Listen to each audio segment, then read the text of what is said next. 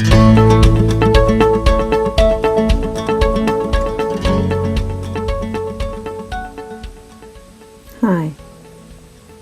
this is Dr. Laura Griffith Garland, and I am starting a series that I intend to call The Essential Outsider.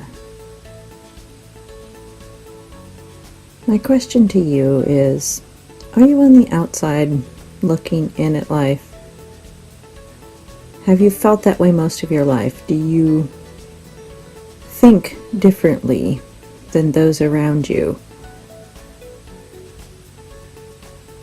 Do you feel like you're never quite, quote-unquote, normal?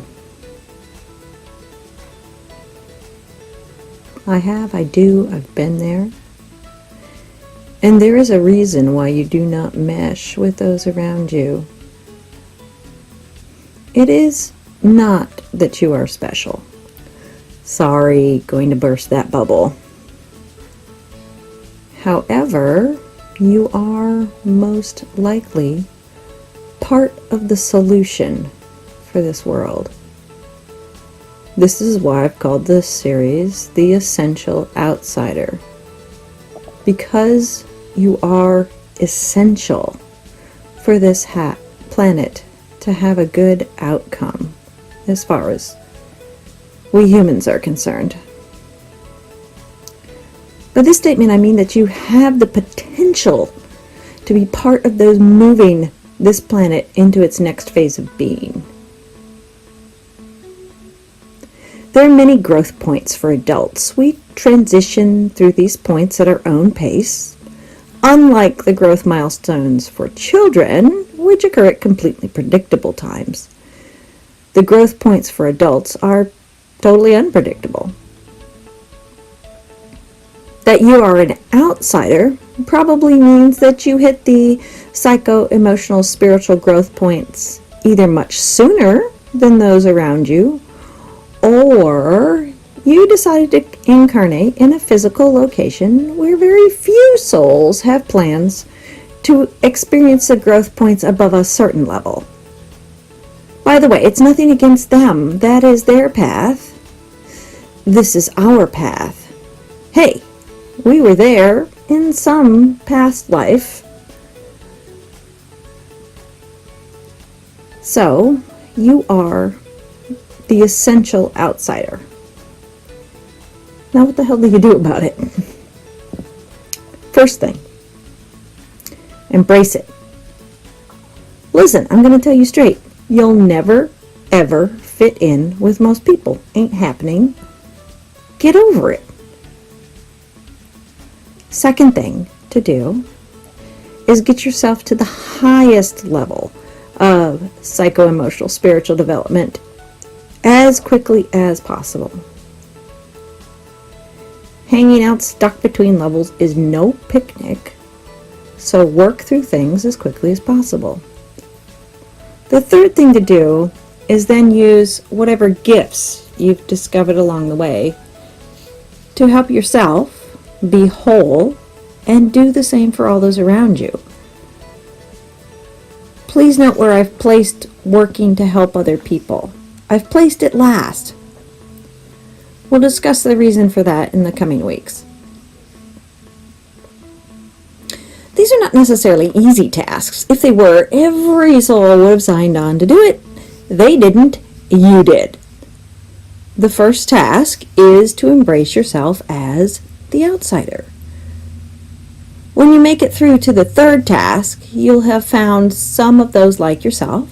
However, we'll still all be outsiders in this life, and maybe even in the next.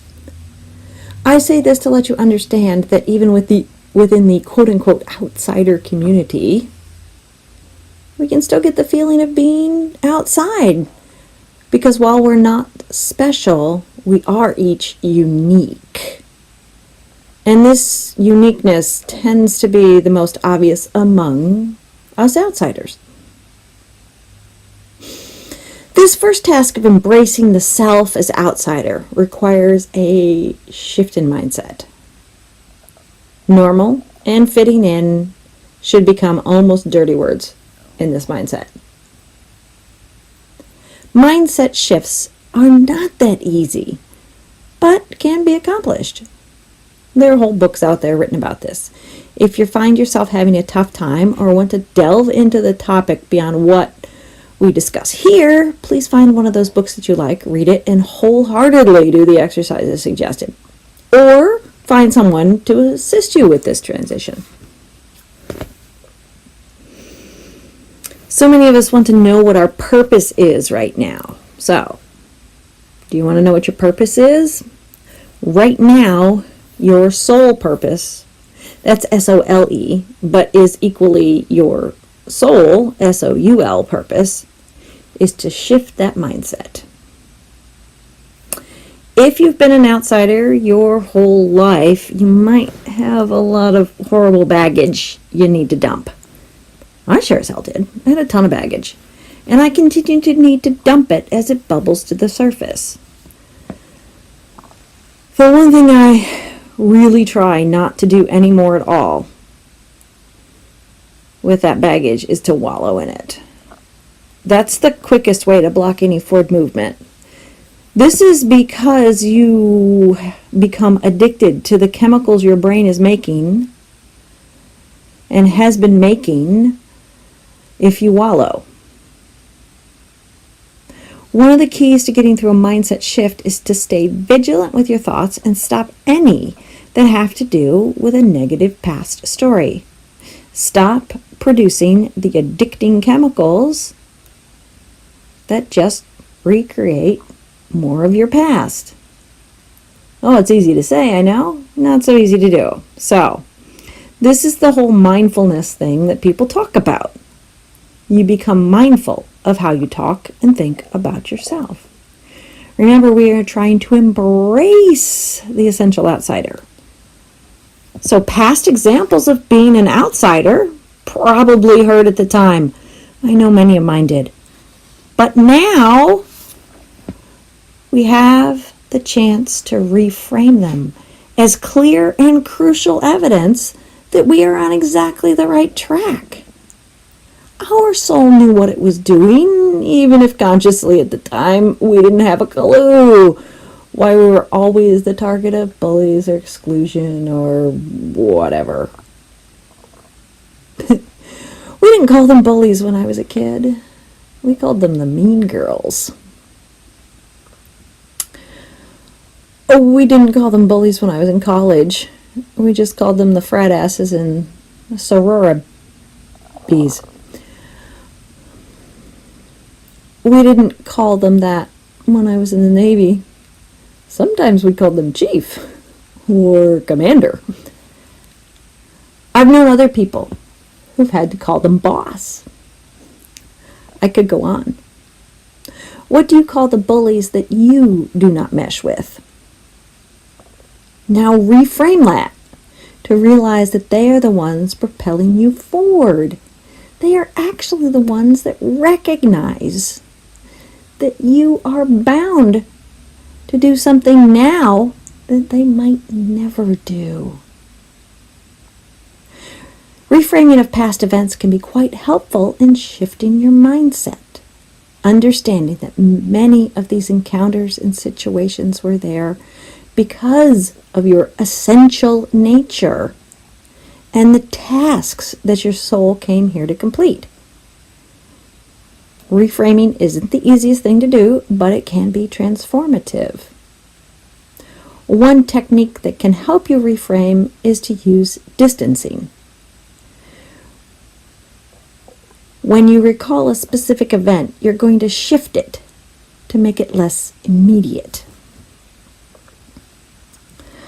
So what you have to do is, when you get a picture in your mind of whatever happened,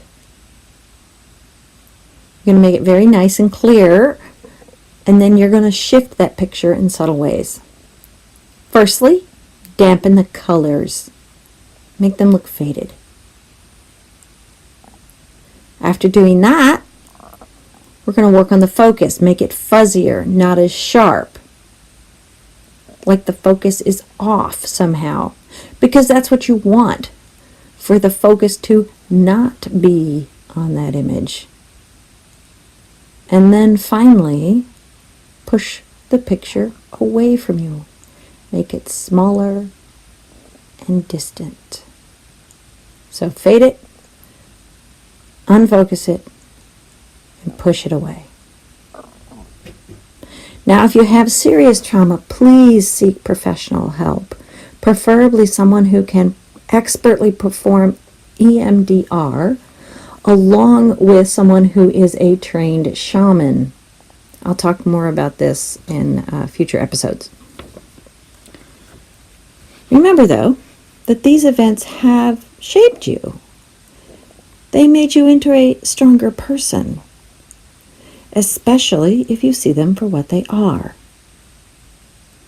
Events that have made you a stronger person. A person that can take on the tasks your soul signed up for as the essential outsider. I'll see you back here next week in this same series. Namaste.